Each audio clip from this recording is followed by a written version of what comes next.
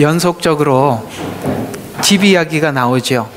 모세가 모형이라는 집을 지었고 예수님은 그 집을 완성했는데 실제 그 집의 주인은 누구냐? 우리라는 거예요. 이해가 가시죠? 자, 다시 한번 이 구상을, 그러면 모세는 모형으로 집을 우리에게 알려주었고 실제 예수님은 와서 집을 지었고 그 다음에 그 집 주인이 누구냐라고 하면 우리다, 이렇게 이야기를 하고 있죠. 그렇다면 이 집을 모형으로 말씀했고 실제 와서 이루고 그 다음에 그 집 주인이 우리라면 이 집을 짓는 구상은 어떤 사람이 했겠죠? 그렇지 않았더라면 모형을 줄 수도 없었고 실제 이룰 수도 없었겠죠. 이 모든 구상은 누구에게로부터 나왔다? 하나님으로부터 나왔다 라고 오늘 집이라는 이야기로 나와 있고, 또 여기서는 뒷편으로 보게 되면 7절부터 이스라엘 백성들이 지난날 하나님께서 음성을 들려주셨어요. 광야에서 계속 모세를 통해서 말했을 때 사실 이스라엘 백성들의 광야 생활 전체를 보면 그들에게는 안식이 없었고 늘 불평과 불만, 이것만 하나님 앞에 계속 토로했죠. 그래서 이 이야기를 어떤 식으로 우리에게 설명해 가고 있느냐면, 그들은 하나님께서 애굽에서 내보내서 가나안 땅으로 가는 과정 속에서도, 광야에서도 사실은 하나님이 그들에게도 안식을 주고 싶었다는 거예요. 안식이라는 말을, 요걸 이상한 사람들이 이상하게 설명을 하는데 천국 못 간다 이런 이야기가 아닙니다. 요걸 가지고 또 그렇게 설명을 하시는 참 하여튼 이상한 사람들이 너무 많아요. 그 얘기는 아니에요. 그 얘기는 아니고 무슨 이야기냐면 하나님의 손에 붙잡혀 있는 상태에서 광야를 지나가고 있는 거 아니겠어요? 그러면 하나님 손에 붙잡혀 있다면 광야도 안식처죠. 그 얘기입니다. 그렇잖아요. 가나안 땅에 들어가야만 안식을 얻습니까? 아니거든요. 오늘 우리가 세상 가운데 우리를 꺼내셔서 지금 우리 매일매일 삶 속에 하나님께서 광야와 같은 인생을 살아가고 있지만 하나님 손 안에 있는 모든 것이 평안이거든요. 안식이거든요. 그런데 하나님께서는 그들에게 안식을 주고 싶었지만 그들의 마음이 늘 하나님 앞에 뭐합니까? 마음이 완악하고 하나님이 말씀을 해주면 거부하고, 그래서 그들은 하나님은 안식을 주고 싶어 했지만 안식을 얻지 못한 그런 광야 생활을 한 것 같이 오늘 여기 히브리서를 받아보고 있는 이 사람들은 지금 예수님을 믿는다는 이유 때문에 은신처에서 힘들게 살아가고 있어요. 그래서 오늘 그들에게 한 말이, 오랫동안 이렇게 은신처에서 살다 보니까 어떤 의심이 들기 시작하느냐면, 처음 우리에게 구원을 시작하셨던 그 예수님께서 정말 우리의 구주가 맞으신가? 라는 의심을 갖기 시작했던 것입니다. 그건 마치 이게 이스라엘 백성들이 애굽에서 하나님의 손에 의해서 광야에 나와서 가나안 땅으로 들어가기 위해서 하나님께서 이렇게 쭉 이끌어 나올 때 그들이 처음 애굽에서 이스라엘 백성들을 이끌어 나온 광경을 봤잖아요. 어떻게 봤죠? 모세를 통해서 애굽에 10가지 재앙을 내리셨어요. 그런데 이스라엘 백성들은 애굽에 내리는 10가지 재앙을 눈으로 확인하지는 못했을 것입니다. 왜냐하면 고센 땅에는 그 재앙이 없었기 때문에 그래요.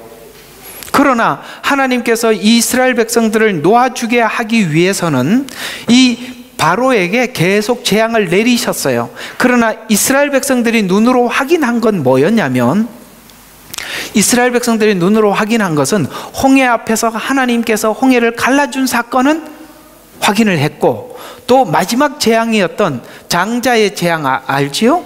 그건 그들이 눈으로 확인을 했었다는 것이죠. 이건 뭘 의미하느냐면 하나님의 강한 손과, 이게 구약대로 표현하자면 강한 손과 능한 팔로 바로의 진영을 치시고 사단의 세력을 무너뜨리시고, 그리고 하나님께서는 이스라엘 백성들을 죄와 사망에서 꺼내서, 근데 그 꺼내는 과정 속에 바로를 치고 사단을 무너뜨리는 것은 눈으로 확인은 못했지만 그들이 이스라엘 백성들을 놓아줄 수밖에 없었던 것은 하나님께서 그 바로의 세력들을 물리쳤고 그들을 이스라엘 백성들을 놓아줄 수밖에 없었기 때문에 놓아주었던 거 아니겠습니까? 그러나 이스라엘 백성들은 눈으로 확인했던 것은 홍해를 건넌 사건, 그 다음에 그 초태생 때, 그러니까 장자를 친 사건, 그러니까 이거는 눈으로 확인을 했잖아요. 그러면 하나님께서 꺼냈다면 들어갈 때까지 함께 하시리라는 믿음이 있어야만이 광야에서 안식을 얻는 거예요. 그래서 오늘 이야기하는 내용이 이거예요. 처음 것을 마지막까지 끝까지 붙잡는 믿음을 갖는다면 네가 지금 비록 광야 같은 시간을 보낸다 할지라도 이곳은 안식처가 될 건데, 너희들에게 늘 불평이 나오고 그 다음에 이 광야 생활이 평안이 없는 것은 왜 그러냐? 의심을 하기 때문이 아니냐. 지금 이걸 묻고 있는 거예요. 여러분, 한번 이렇게 묻는 질문에 제가 한번 여러분에게도 물어보겠습니다. 여러분, 예수님과 함께 걸어가는 이 삶에 안식이 있습니까? 아니면 매일매일 불평입니까? 여러분들에게 안식이 있으면 처음 것을 끝까지 붙잡고 있는 믿음을 가지고 계시는 것이고, 처음 것을 끝까지 붙잡는다는 것은 십자가에서 우리를 구원하신 그 주님이 마지막 재림 그날까지, 세상 끝날까지 함께 하리라는 믿음을 가질 때 우리에게 안식이 있다는 것이죠. 그래서 이 믿음을 어디까지 가지고 가야 되는, 마지막까지 가지고 가야 되는데 그걸 가지고 가지 못하면 힘들죠. 그래서 하나님은 우리 안에서 이 안식을 완전히 누리게 하기 위해서 우리에게 계속 뭘 하시느냐. 이제 본문으로 들어가서 히브리서 2장 19절 제일 마지막 절과 연결이 되니까 여기서부터 이렇게 같이 한번 봐요. 자, 17절부터 봐야 되겠어요. 그러므로 그가 모든 일에 마땅히 자기 형제들과 같이 되셔야만 하리니 이는 하나님과 관련된 일들을 자비롭고 신실한 제사장이 되셔서 백성들의 죄를 위해서 뭐를 하느냐면 여기 화해라는 말이 나옵니다. 여러분, 로마서 5장에도 보면 하나님께서 우리와 화해하시기를 원하신다고 말씀하고 있습니다. 화해는 뭐냐면 하나님께서 십자가에서 우리 모든 죄를 용서하셔서 하나님과 우리 사이를 화해하게 하셨지만, 화해를 누리는 사람과 그러니까 말이 또 안 되네. 자, 화해가 이론적으로 된 사람이 있고 화해를 누리는 사람이 있다 이 말이에요. 그죠? 나는 너를 용서했어 라고 그냥 용서를 말로만 하는 게 있고, 그 용서한 사람과 정말 완전히 이렇게 바뀌어져서 그 화해를 누리는 사람이 있다 이 말이에요. 주님은 우리에게 화해했다는 이 말의 뜻은 1차적으로 회개해서 용서를 받았지만 주님과 함께 누리는 삶을 살기를 원하는 게 하나님께서 우리에게 원하는 바다라는 차원에서 오늘 화해라고 표현하고 있는 것입니다. 죄들을 위해서 화해를 이루려 하려 하심이라. 이해가 가세요? 화해는 됐어요. 그러나 그것이 주님 안에서 화해가 완전히 이루어질 때 우리에게 안식이 얻어지게 되는 거거든요. 그 화해가 이루어지려면, 자 보세요. 하나님과 우리 사이가 십자가에서 화해는 이루어지긴 했지만 하나님은 거룩하시고 우리는 죄덩어리, 죄 속에 살다가 거기서 구르다 왔다 이 말이에요. 구르다. 그러니까 하나님과 화해를 하려면 어떻게 됩니까? 우리도 하나님 앞에 이렇게 거룩한 성품으로 쭉 거룩해져야 되겠죠. 그래서 거룩해지는 과정 속에 하나님이 우리를 계속 시험하시더라는 거예요. 왜냐하면 우리는 착각할 수가 있거든요. 어떤 착각을 하느냐면 나는 순식간에 거룩해졌어 이렇게 생각할 수가 있다면, 그래서 아니야, 덜 거룩해졌어. 그래서 40년 동안 계속 뺑뺑이를 돌아야 되는 거예요. 놀랍게도 이런 생각을 할 수가 있어요. 이스라엘 백성들은 홍해에서 탈출해서 홍해를 건너서 미리암의 노래라고 여러분 아시죠? 하나님께서 말탄자를 바다에 던지셔서 다 죽이시고 우리를 구원하셨다고 할렐루야 찬양하였던 그 찬양을 부를 때 사람들이 착각을 하거든요. 자기의 죄성은 다 사라졌다, 나는 여기서 다 바뀌었다, 이렇게 오해할 수가 있다는 거예요. 그래서 그게 아님을 알게 하기 위해서 그때 찬양을 부르고 그 다음 시간은 뭡니까? 바로 뜨거운 광야로 내몰아버리지요. 내몰으니까 어떻게 됩니까? 물은 없어요. 먹을 게 걱정이 되죠. 날씨는 덥습니다. 그러니까 그들의 입에 계속 불평이 나올 수밖에 없죠. 그 불평을 하나님께서 하게 하시면서 아직 우리 속에 애굽에 있었던 그 악한 습성들이 바뀌지 않았다는 것을 알게 되죠. 왜 그래? 그래서 이스라엘 백성들이 광야 생활을 하는 과정 속에서 계속 하는 말들이 뭐였습니까? 애굽에 있었을 때를 묵상하지요. 왜 그러냐면 하나님 안에 들어와서 하나님 방법대로 살아가는 삶의 방식이 있고, 애굽은 애굽의 방식이 있는데 애굽의 방식이, 삶의 방식이 그들에게는 너무 편해, 쉽단 말이에요. 그러니까 이들이 자꾸 어떤 생각을 하게 되느냐면 하나님의 삶의 방식, 우리가 말씀을 따라가는 삶이라고 표현할 수 있겠지요. 그러니까 이런 방식보다 옛날에 우리가 육신으로 살았던 방식이 너무 좋은 거예요. 그래서 이 방식을 자꾸 도입하고 싶어 하고 하나님은 그걸 거부하고, 그 사이에 계속 갈등이 생기는데, 그래서 그들이 어떤 결정적인 순간이 왔을 때마다 뭘 생각하게 되느냐면, 야, 우리는 애굽에 있었을 때 먹었던 마늘, 고기는 뭐 거기서 먹었나요? 만약에 부추 뭐 이런 거. 그런데 이런 식물들은 사실 그러니까 정욕제입니다. 정욕제가 아니라 정욕제들입니다. 그러니까 그런 걸 자꾸 생각을 하고 방식을 자꾸 옛날 방식으로 바꾸려고 그러고, 하나님은 그걸 안 된다. 근데 그 방식을 도입할 수 없는 게, 그때 살 때는 애굽이라는 나라 안에 있는 통치 방식이고 지금은 광야라는 상황이니까 애굽의 방식이 여기 맞지 않거든요. 그런데도 왜냐하면 그게 습관화되어 있고 몸에 배어있다 이 말이에요. 예를 들어서 두 사람 사이에 트러블이 생기고 문제가 발생을 하면 옛날 방식 같으면 보복전으로 가죠. 싸우죠. 네가 잘났네, 네가 맞았고 내가 틀렸네. 근데 하나님은, 성경은 뭐라 그래요?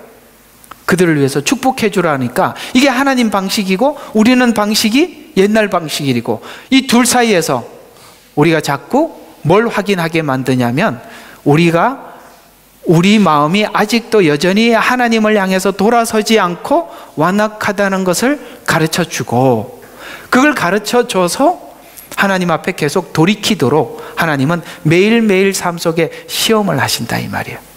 여러분, 이 말을 조금 하나 정리할 필요가 있는 것 중에 하나가 뭐냐면, 여러분 야고보서에 보면 하나님께서 우리를 친히 시험하지 않는다고 했죠. 읽어본 적이 있으십니까? 그렇습니다. 그런데 여기를 보니까 하나님이 시험하신대요.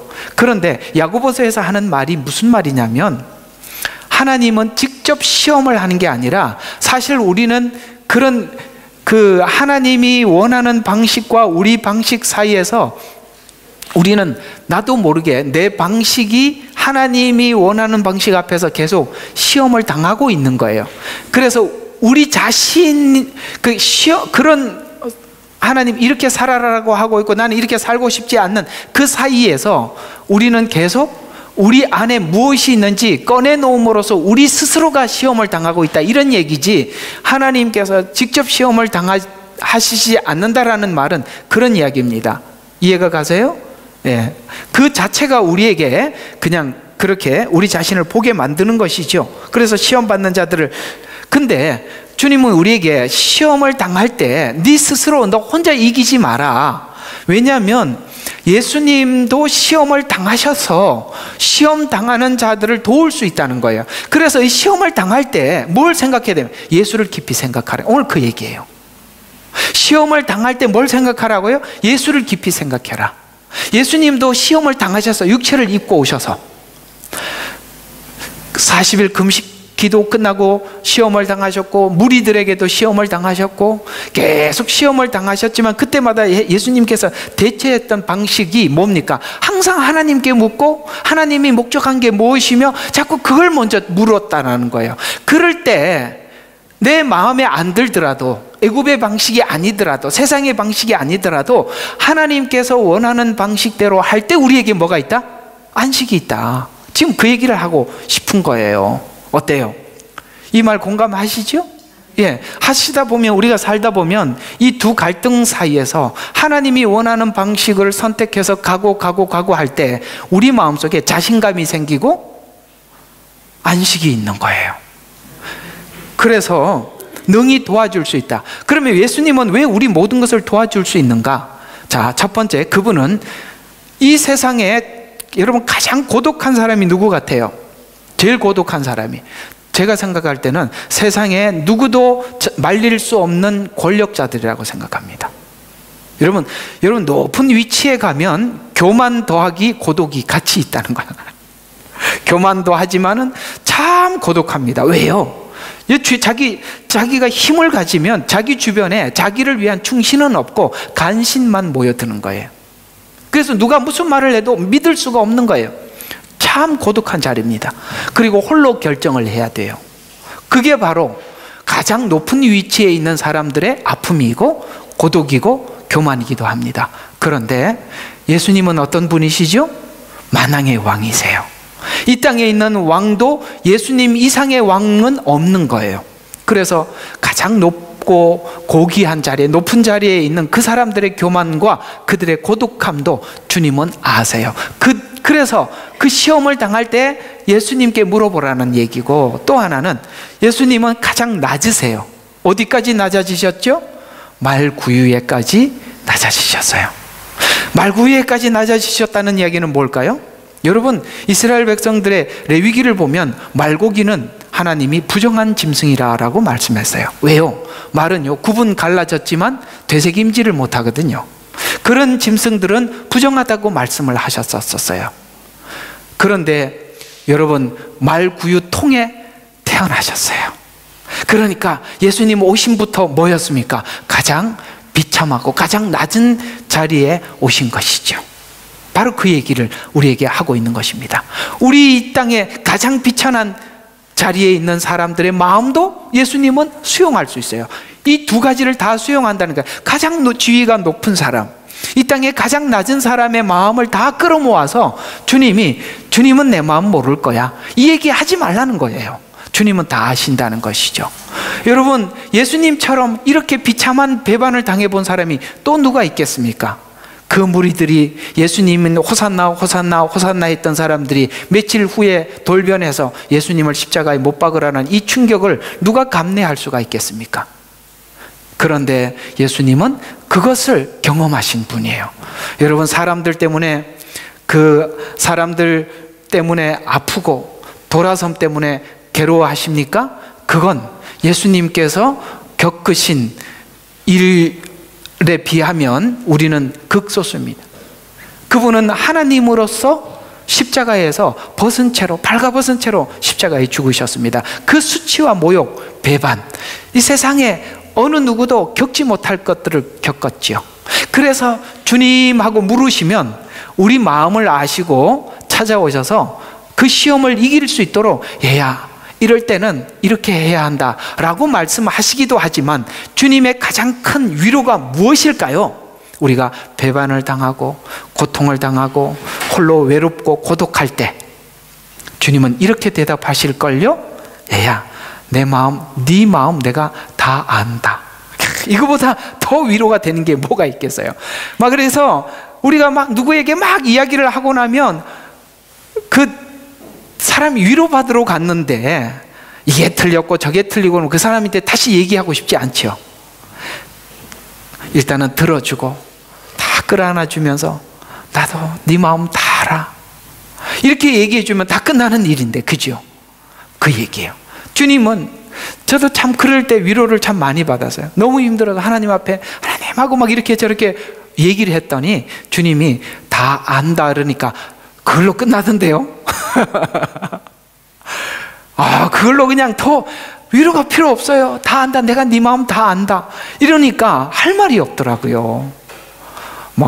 엉엉 울었습니다. 그 얘기 한마디로 다 해결이 됐습니다. 그리고 얼굴이 싹 바뀌어집니다. 그 얘기요. 얘야, 시험을 당하느냐? 주님도 다 당했어.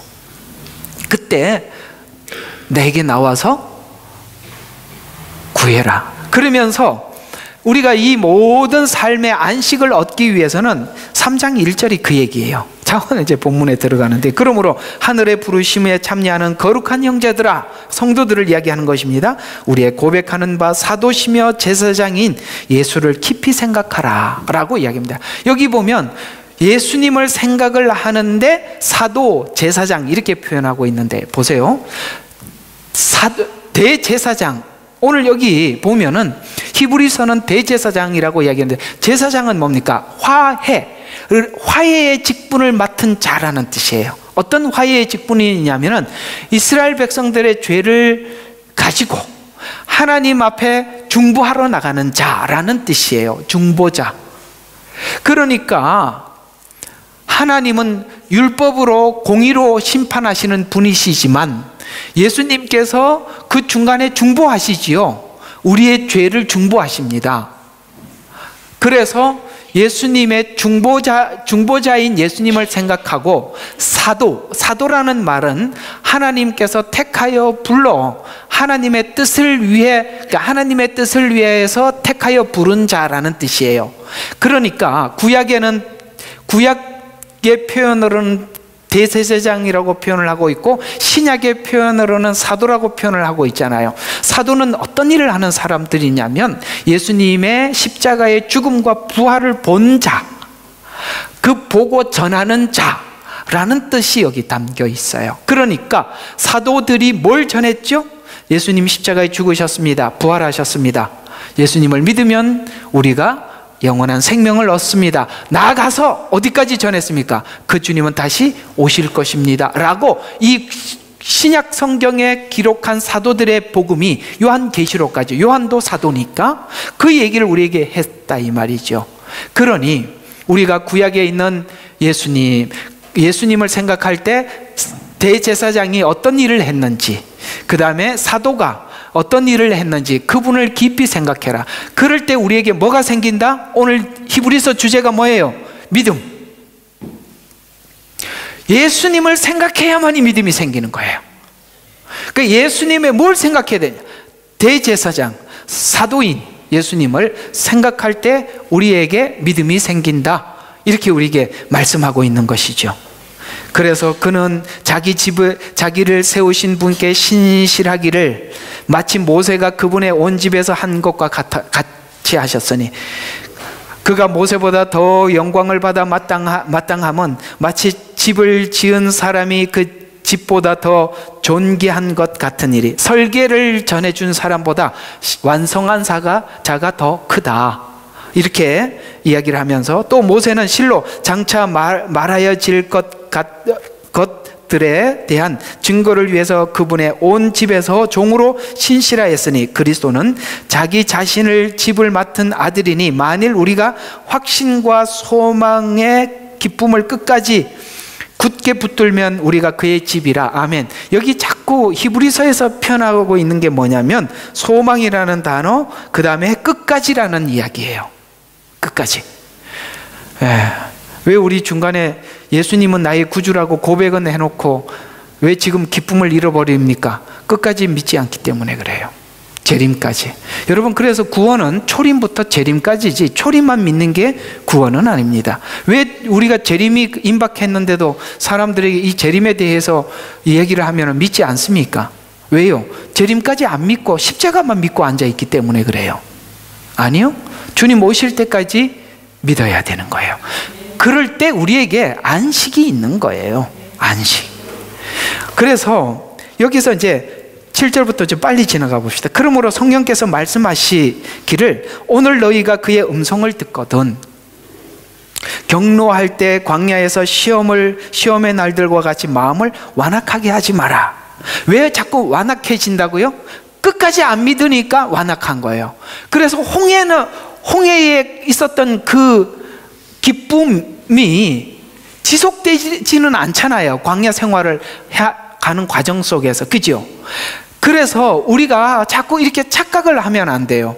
그 홍해에서 나왔던 기쁨이 광야 생활을 하면서 지속할 것이라고 생각하지 마십시오.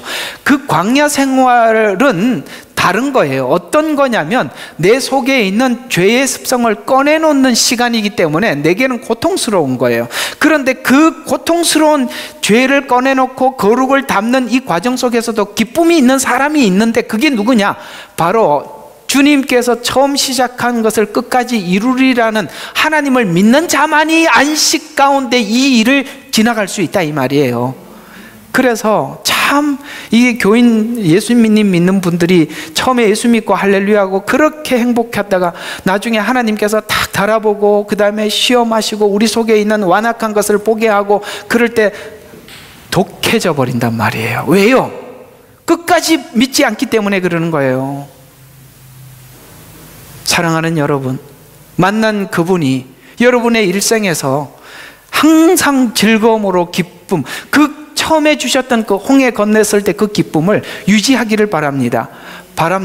저도 그걸 다 못한 사람이라서 할 말은 없지만, 아시겠어요? 저도 할 말이 없어요.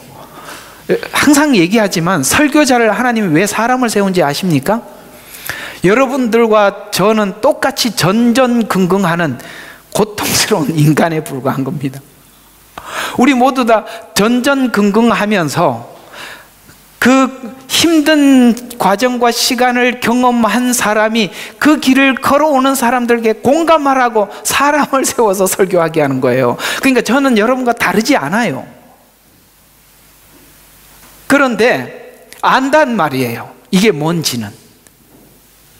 그래서 여러분이 예수님을 깊이 생각하고 그분을 향한 믿음을 가시면, 사실 광야 생활 속에서도 오늘 얘기가 포인트가 그래요.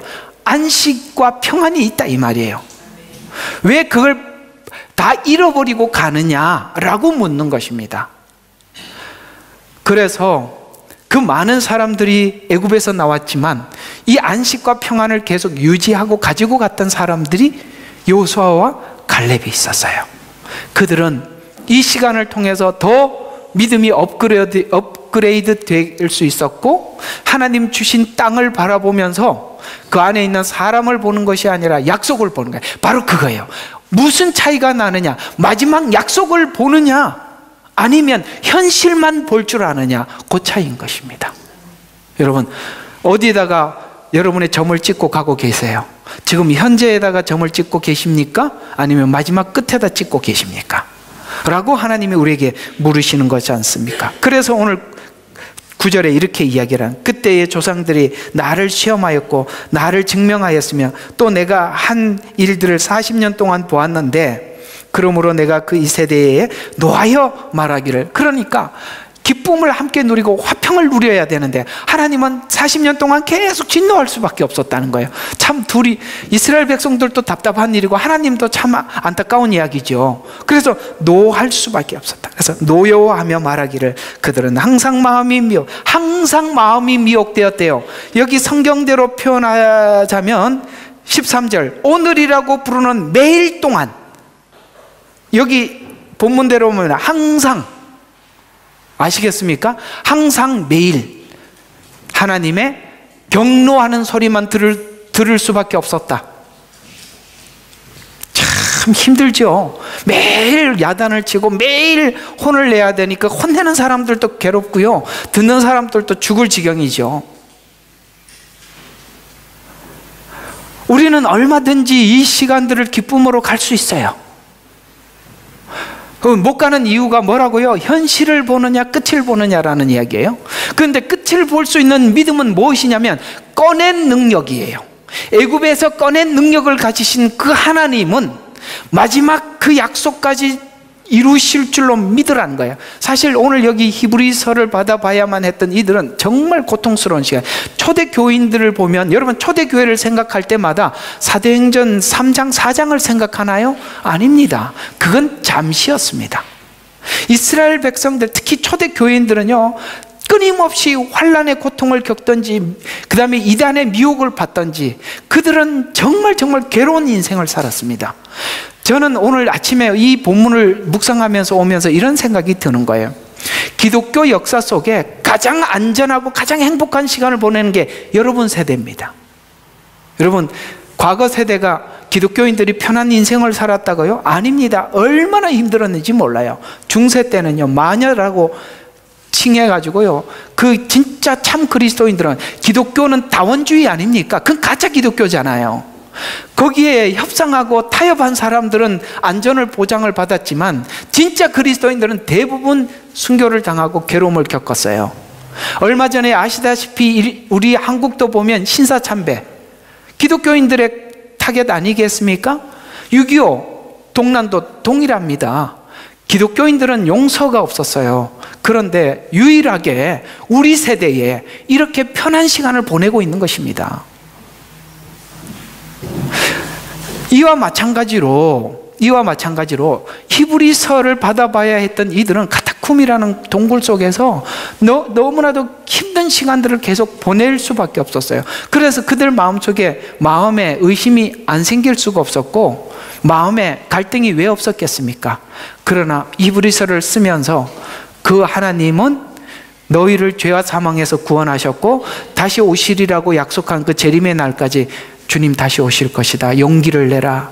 끊임없이 가라. 마음을 완악하게 하지 마라. 매일매일 찾아오셔서 우리 마음을 요동할 때 예수님을 깊이 생각해라. 주님께서 우리를 위해서 어떤 길을 걸어가셨고 우리를 위해서 어떻게 참으셨는지 생각해 본다면 오늘 너에게 준 이 시간은 좋은 양약의 시간이 될 거야 라고 우리에게 말씀하시면서 조금 더 하고 마쳐보도록 하겠습니다. 그래서 11절입니까? 내 진노 가운데 맹세하여 그들이 내 안식에 들어오지 못하리라 하였느니라. 요 말은 천국 못 간다는 이야기가 아니라는 걸 기억하라고 그랬습니다. 그 얘기가 아닙니다. 광야 생활 가운데 네가 안식을 먹지 못한다는 거예요.